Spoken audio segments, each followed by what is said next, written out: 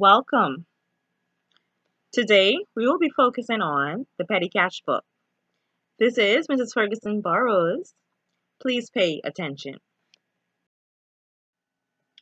Your lesson objectives are as follow. You should be able to appreciate the reasons why organizations use a petty cash book. You should be able to recognize the need for a petty cash voucher. You should be able to explain the impress system, and you should be able to make entries in a petty cash book. Introduction to petty cash. First, the word petty is derived from the French word petite, which means small. For example, I'm pretty sure many of you have told someone before that a situation is too petty to get themselves in problems for, or in other words, it's too simple um and it's not worth it. So like I'm pretty sure you've told a friend before, but stop being petty, babe. You know that's a Bahamian way of saying things. That's simply saying the matter is too small. Why are you getting upset? So the word petty again derived from the French word petite, which means small. The petty cash book is the book which is used for the purpose of recording expenses involving small amounts. And all types of organizations, from very small organizations to very large organizations, usually incur small amounts of expenditure. Like, for example, um, postage stamps or paper clips or cleaning materials or paper, printing paper, etc. Um, these items are usually paid for in cash by the member of staff who needs to buy it on behalf of the organization, and then they would normally seek reimbursement, okay?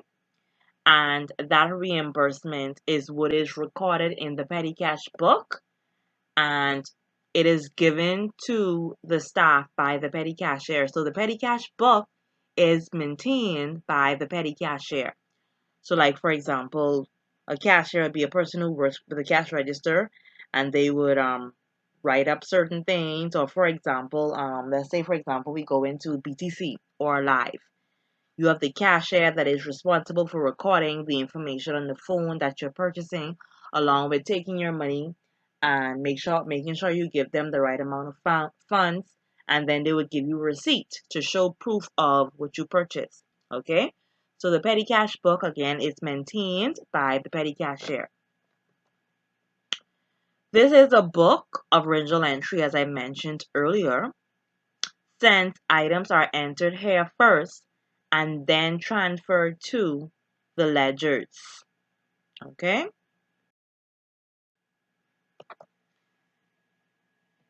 Now, the petty cash voucher. But before we go on to this information, exactly what did I say is the purpose of the petty cash book?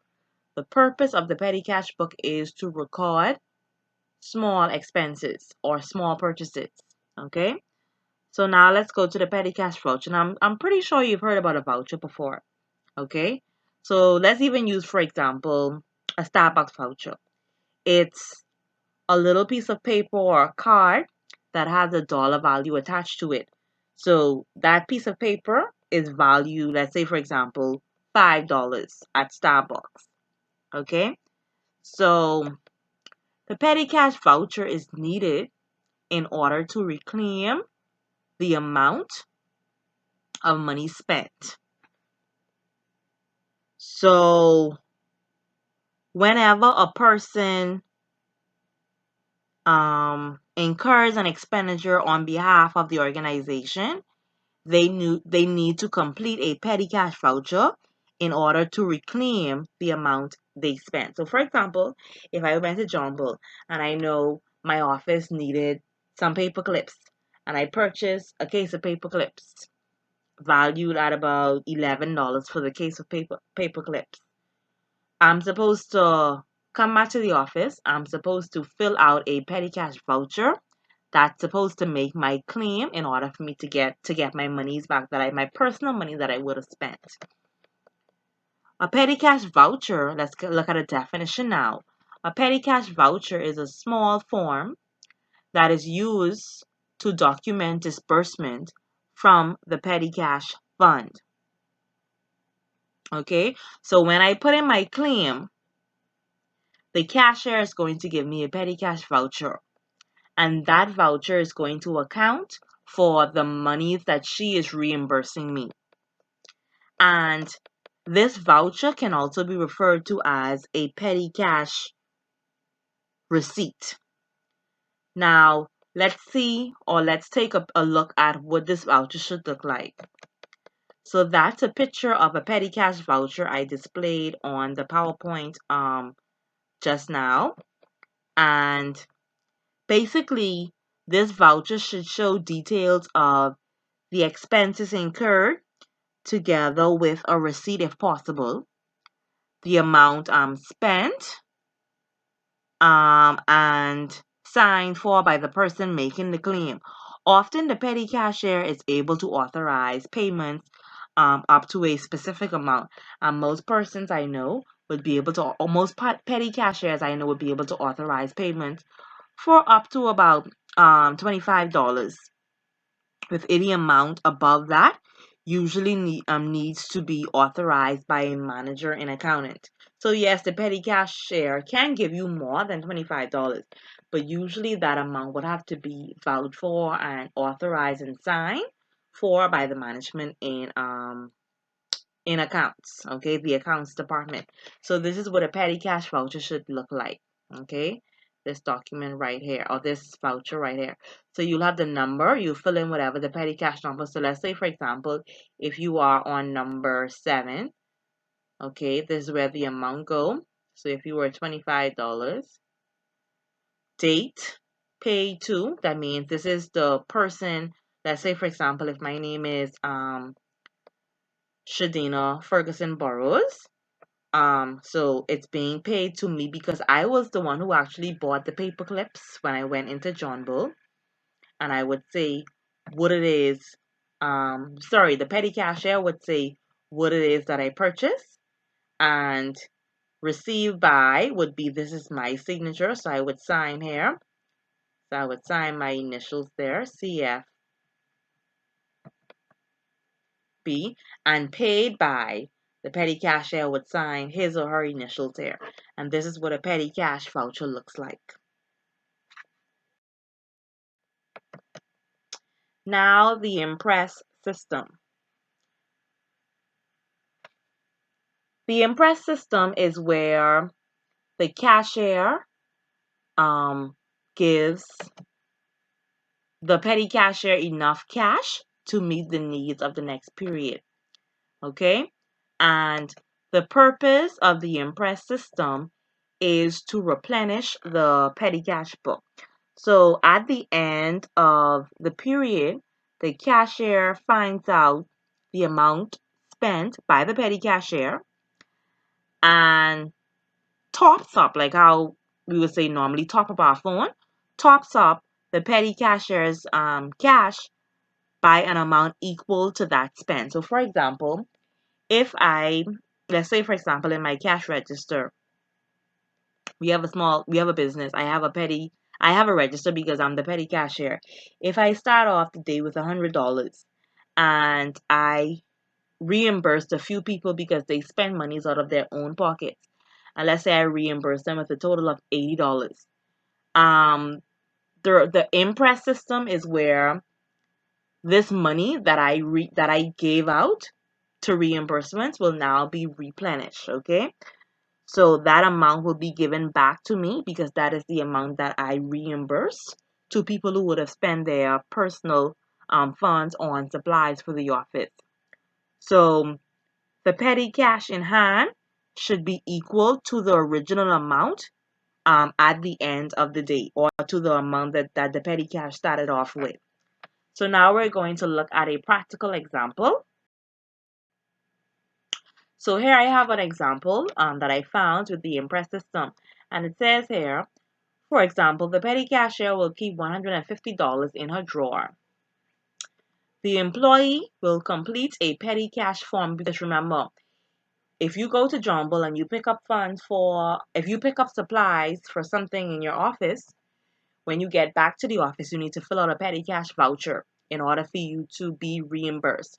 So the employee will complete a petty cash form, which is a voucher, and give it to the petty cashier with any receipts as proof. The petty cashier will reimburse the employee.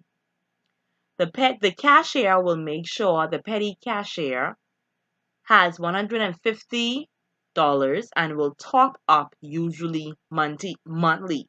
So that is the way the Impress system works. Let's look at another practical example. So here you have the cashier gives the petty cashier $150. So we started off with $150. The petty cashier pays out $145. So persons went out, they got supplies for the office, and the petty cashier had to reimburse $145, which means at the end of the day, after reimbursement, I only had $5 remaining. But according to the rule of using the petty cash book and using the Impress system, when I end my day or when I end that period, the period could be a day or the period could be a week, I am supposed to have the amount of money that I started off with. So the cashier now gives the petty cashier the amount that they would have spent, which is this $145. So I need to add that back to the petty cash book. And at the end of the day or at the end of the period, I should have the amount that I started off with, which is $150.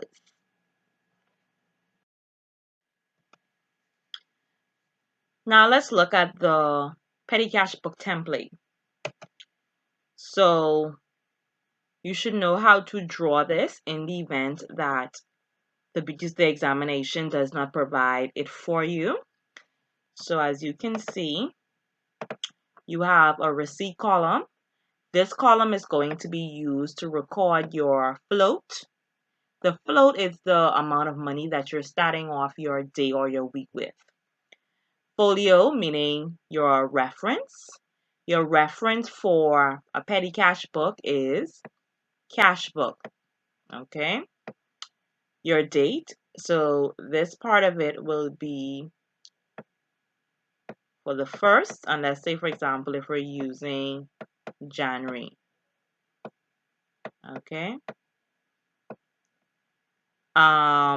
Detail, the item that you are buying or you are purchasing. For example, if I purchase pens, that's my detail. You have your voucher number column. That's the voucher number on your petty cash.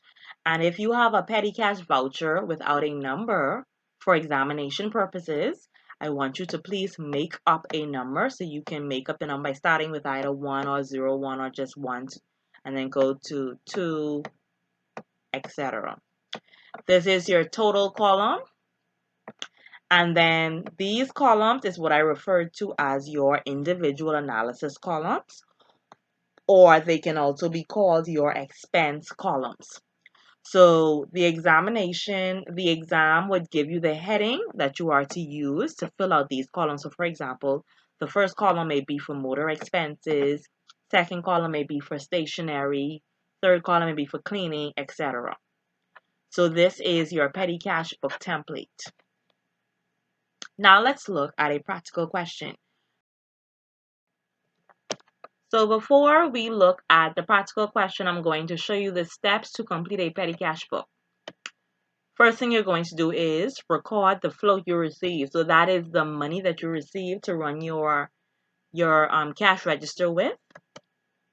Then you're going to post the vouchers to the petty cash book, showing analysis columns for the relevant expenses. Then you're going to balance off the petty cash book, bring down the balance. So balance off means balance CD, and bring down the balance means your balance BD. So this here is your balance CD, and this here is BD. And then you're going to restore the Impress system. Okay, that's putting the money back that you would have given out to employees when you were distributing or reimbursing them for what they would have spent. And these are the steps to complete your petty cash book. Oops, I missed one. And then complete the double entry by recording the expenses to the relevant ledgers. This last step we will not be completing in this lesson. We will do that in the next lesson.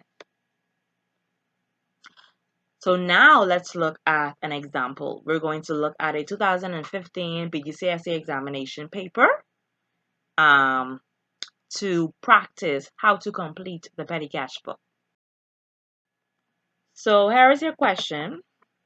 Remember the first step, you're going to record your float, which is your beginning balance, and then you are going to post the vouchers in your petty cash book. So it says here, the cashier of TG Poitier & Co. set up a petty cash book on November 1st, 2014. The Impress system was $180, which was received from the bank. So we're beginning this petty cash book for $180. That's our float. That's our receipt. Okay, $180, and the detail for that is going to be bank because that's where we're getting the money from. Okay, so let's before we go on, let's look at our requirements. At the bottom it says prepare the petty cash book using the following accounts. Title. So these are going to be your expense column titles. Postage, stationery, cleaning, and other. Okay? So let's now record our $180 float or beginning balance for our petty cash book. So as you can see here, $180. CB is our folio. November 1st. Bank is the detail as it would have mentioned in the question. This is not a reimbursement. So this is not a voucher. So it doesn't need a voucher number for the balance. That's simply your balance you're bringing now. Okay? And as you would have noticed, I filled in my expense columns, the heading for my expense column according to the question, according to the requirement. Postage, stationery, cleaning, and other. Okay, so that's step number 1. Now we're going to fill in our petty cash vouchers to show what monies we paid back to employees who would have purchased these items from their personal funds.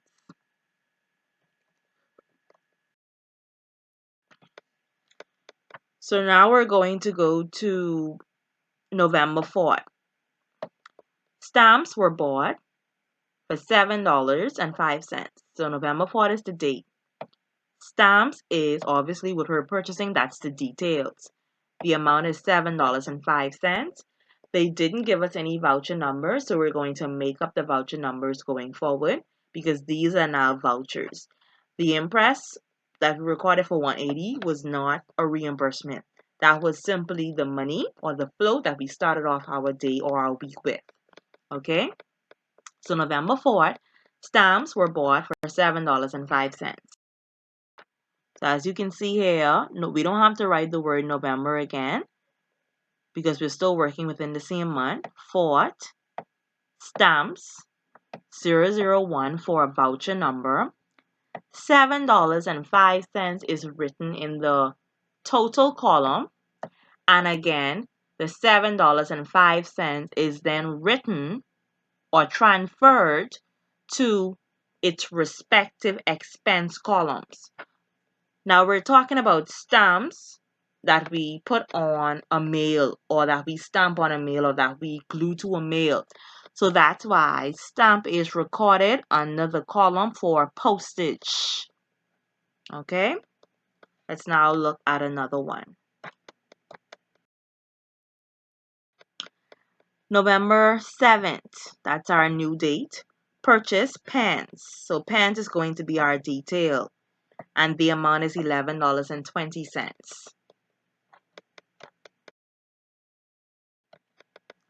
So November 7th, pants is the details. 002 is our voucher number because they didn't give us a voucher number, so we're making it up. And once you make up your voucher numbers, please record them in chronological order, meaning you're starting from 1 to 2 to 3, etc. The total amount is $11.20. That will be spent on the pants. And this amount will be transferred to the correct column. Okay? So we're transferring that to stationery. As you know, stationery is basically your work area, like what's in your immediate work area on your desk that you are working with. So paper clips, pens, rulers, staplers, those things would come under stationery. And that's how we record our voucher, second voucher. Let's look at another one. November 9th. Bought soap for $7.80. So we're buying soap for $7.80.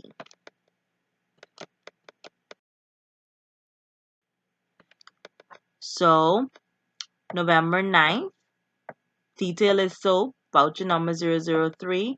$7.80 is the amount that we're paying for it, and the $7.80 is then transferred to the correct expense column, which is cleaning.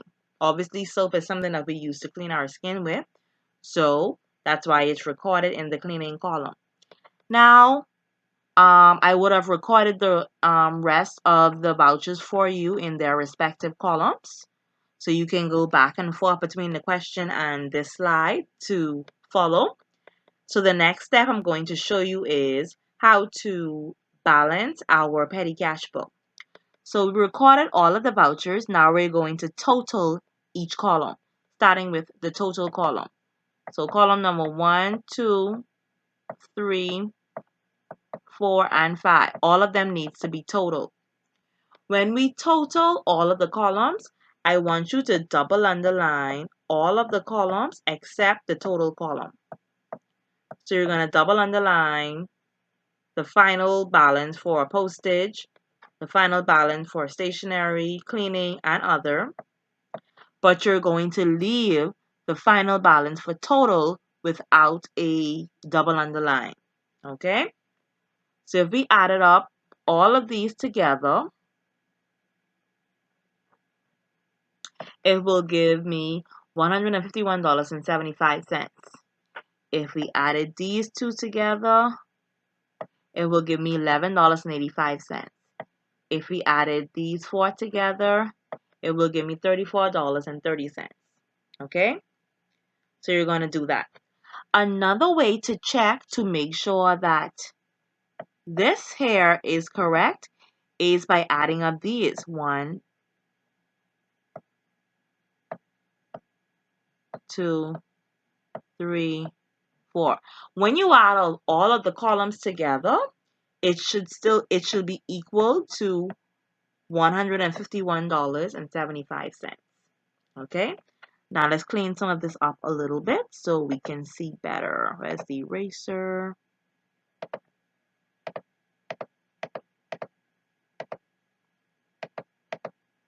Okay. Now that we have totaled our expense columns and our total columns, now we're going to balance our petty cash book.